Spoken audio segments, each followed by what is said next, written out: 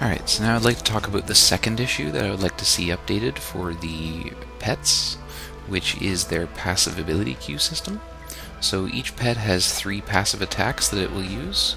So in the case of the cat, it is a double attack that puts up 4 stacks of bleed, a bite, and its auto attack, which puts up vulnerability.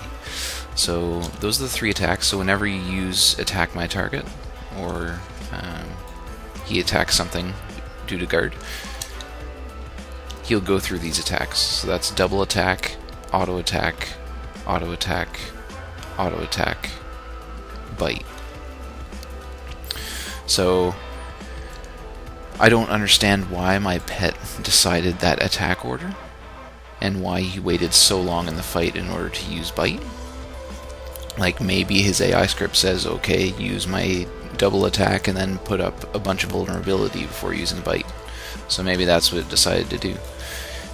So we'll just see if it does the same attack order again.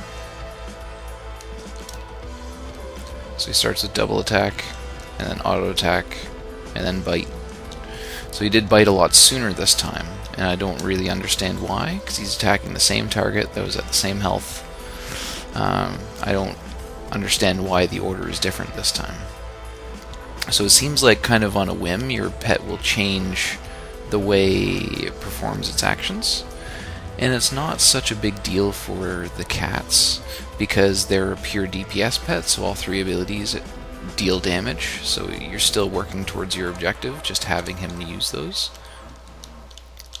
But there are other pets that have more specific usage abilities and things that need proper timing and coordination with the player, that we have to understand when our pets are using these abilities. So I'm going to show a few examples, and I'm going to do that with a Moa and a Drake. So the Moa has an AoE heal on a 40-second cooldown, which is really good. That's a great ability. However, because it's tied into this passive ability queue system, I cannot rely on my pet using that ability when I need it or when my team needs it. Because it's an AoE, we want to use it to support our team when we need it. So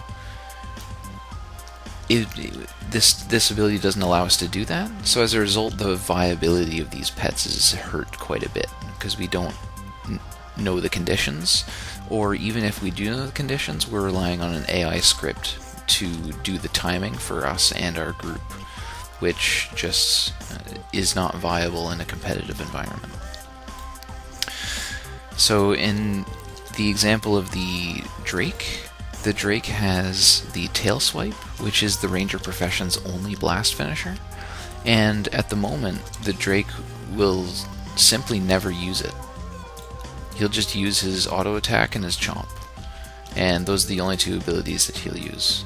So I don't understand the conditions that need to exist in order for this pet to use its tail swipe, but because it's our only blast finisher and it's on a 30-second cooldown, we should be able to rely on that, because Rangers have a lot of combo fields. So being able to rely on a blast finisher would be very important for timing with us.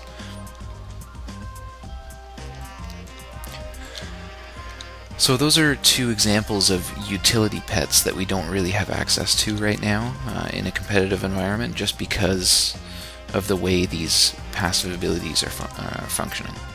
So my suggestion for this is to give a priority system to the attack system, to the passive attacks.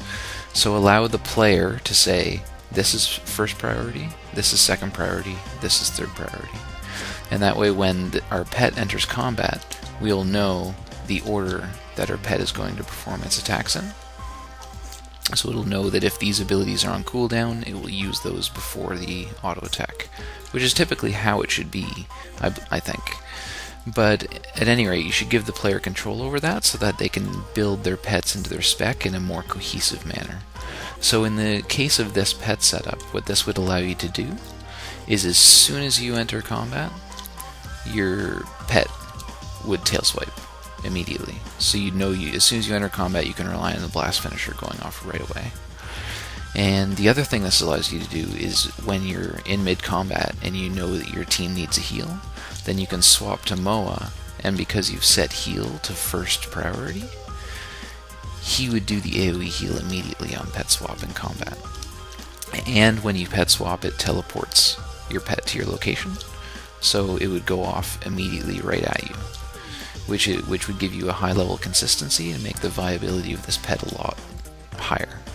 So I think that's a very, I don't know how easy of a change that would be, but I think that would add a lot to this class, and like still make it feel like the pet's attacks, but just give us more coordination with our pets so that we understand these things from a timing perspective. Because I mean, even things like canines where they have knockdowns and things like that, it's good right now because, hey, a knockdown's a knockdown, and why not knock down someone even if it's random? But if you can time those things, then it becomes a lot more powerful as well. So there are definitely, I think it would improve this class in all areas just to have that one change to give a priority system to the passive attacks. So the last thing I'd like to talk about that I would like to see a change to is the distance at which our pets initiate their attack animations in relation to their target. So you can see here that my pet initiates its attack at the maximum distance that the pet can successfully hit their target at. So it has a range of 130, and my pet will sit at 130 range and initiate its attack to hit at the outermost limit of its animation. So this is the reason why when he's on a moving target that he will be dodged so easily, is because his hitbox is already set up to barely hit the target, so that when he tries to hit a moving target, he's not going to be successful because his attack animation moves out of the way. So it's okay when players are juking around back and forth, but if they're running in a straight line away from his attack animation, then most of the time it's going to be a miss. So my suggestion for this is just to have the pet initiate its attack at a closer distance to the target. So instead of initiating at 130, it should initiate its attack at 30 or 50 distance. And that way the animation would have a much higher success rate of making contact with a moving target. So while our pets do initiate their attacks at the furthermost distance, there are things we can do right now to help our pets be more successful in landing their attacks. And the Ranger profession has a great access to crippling and chilling effects, which help a lot, because as you'll see, as long as I have my target crippled, which I can just do with Sword 1, he will never miss an attack. All of his animations will make contact with the target. So that's just a simple example of how you can work with your pet to make sure that his animations will land. And that's especially important if you're using a pure DPS pet, like a pure melee pet like the bird or the cat. You will need to support them in order for them to consistently land their damage. So there are plenty of ways you can do that. Like you can cripple your targets that they'll land their attacks, and you can chill your target and then he'll land his attacks. So there's ways that way. Most weapon sets that you're going to be using for Ranger are going to have some kind of cripple or chill on them. So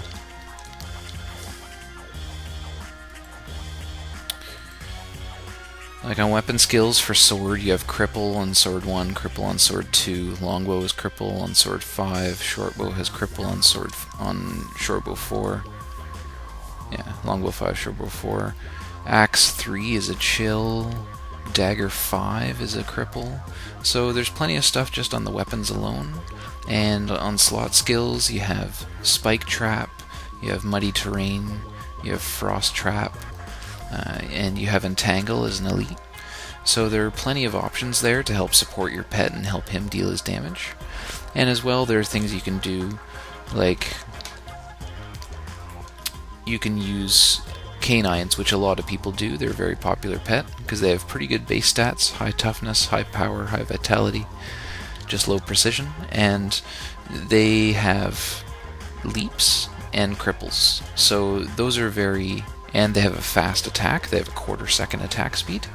So that's why hounds are very, very popular, is because they're very consistent in dealing their damage. The downside to them is that they have long cooldowns on their abilities. So they have a 20-second and a 40-second cooldown, whereas a lot of other pets will be able to deal a lot more damage because their abilities are up a lot more often. So just to summarize the three areas that I'd like to see addressed with the pet. The first is the unlinking of the activated abilities from the pet's passive Q system, attack Q system. So instead of going into the attack queue, instead it should clear the passive attack queue immediately and then initiate the attack. So cancel the animation of any attacks currently in motion, and then initiate the cast time for its activated ability immediately. So that's number one. Number two is giving a priority system to the pet passive attacks, so being able to set 1, 2, and 3 for which order our pet will attempt to complete its attacks in, will give us more viability with currently underused pet options, and will make it more consistent and give us the ability to build our pets more in tune with our spec. And the third thing that I'd like to see addressed is the distance at which our pets initiate their attacks at the target. So instead of being maximum distance, they should instead be a distance of 30 or 50 to give the attack animation a higher consistency rate of connecting with a moving target. So those are the three things. I think other than that, I think pets are in pretty good shape. I think they were designed fairly well, actually, through pet swapping and all the flexibility that gives you in combat, and just the power of the pet swap is very, very fun to use. Just because it is a full heal and a condition wipe and a teleport to the player, it's very, very strong. This class is a lot of fun. I enjoy it a lot. So my next videos from this point out are going to be PvP footage. So this is just to give kind of the baseline, just showing some sword mechanics and the pet mechanics, so that you'll have a better understanding of what you're watching when you see the PvP footage. So thanks for watching, and I'll have more videos coming soon. Cheers.